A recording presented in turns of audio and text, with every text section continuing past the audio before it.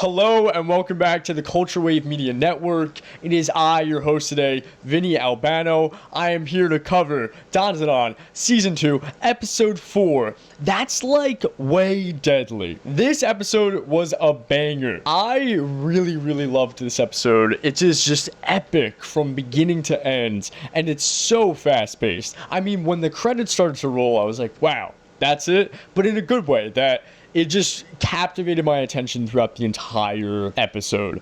Now, if you watched my review on the first 3 episodes when they released DanDaDan Evil Eye as a sneak peek in theaters, I really am really loving this arc. I think this arc has honestly given us some of the best animation, some of the most intense moments of the entire series so far. And as someone who hasn't read the manga, I am consistently surprised by DanDaDan nearly every week, every episode.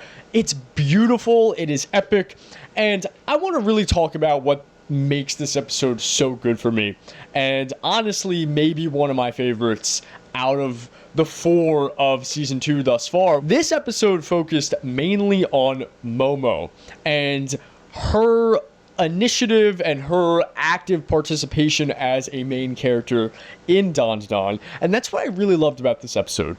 It is strictly a Momo episode. She really gets a lot of time to shine. I love seeing her character able to improvise and know what to do, find ways to solve the problem in very clever and powerful ways. She gets the moment at the end of saving Okarun too, which was a really sweet moment, although it does kind of fall into this, anime trope of falling into your crush's chest, which is a little, okay.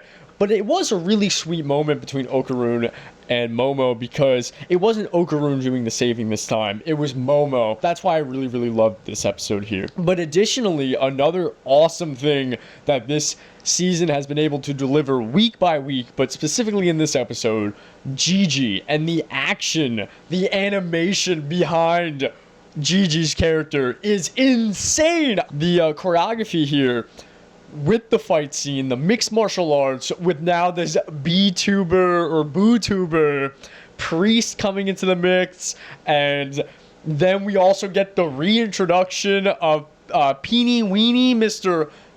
Mantis Shrimp. Crazy out of nowhere. We get the introduction of his son as well, and just all these players now fighting Gigi.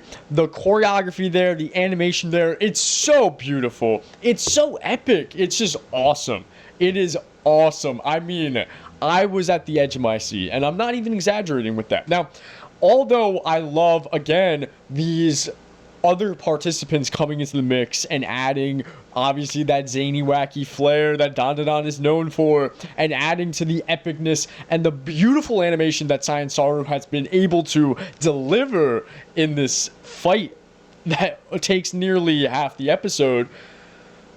However, my critique is Granny Seiko, honestly. I love Granny Seiko in this scene. I love the action that she's able to add to this scene, and I love her as a character. Granny coming in as a Deus Ex Machina and saving the day once again.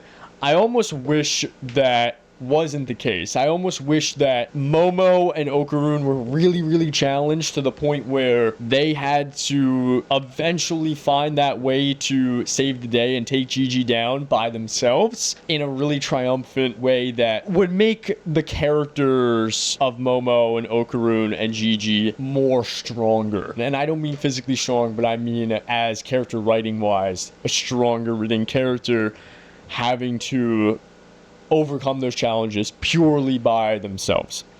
However, it is not a huge complaint. It is more of a minor complaint because, like I said, Granny delivers the action here, and it is dope. Now, we are still at the beginning, really, of this series. We are on season 2, but these characters are still in their early stages, and there's so much more story to tell. So this is most likely going to change since they're still in their infancy of supernatural and alien crime fighting, per se. This episode is directed by Hironori Tanaka, his direction and what he was able to do with the crew at Science Saru in this episode is so cool. We get the reintroduction of that doll model man. I forget his name, so forgive me. Seeing him and Hironori Tanaka brings back the Lone Ranger theme song, and it's epic.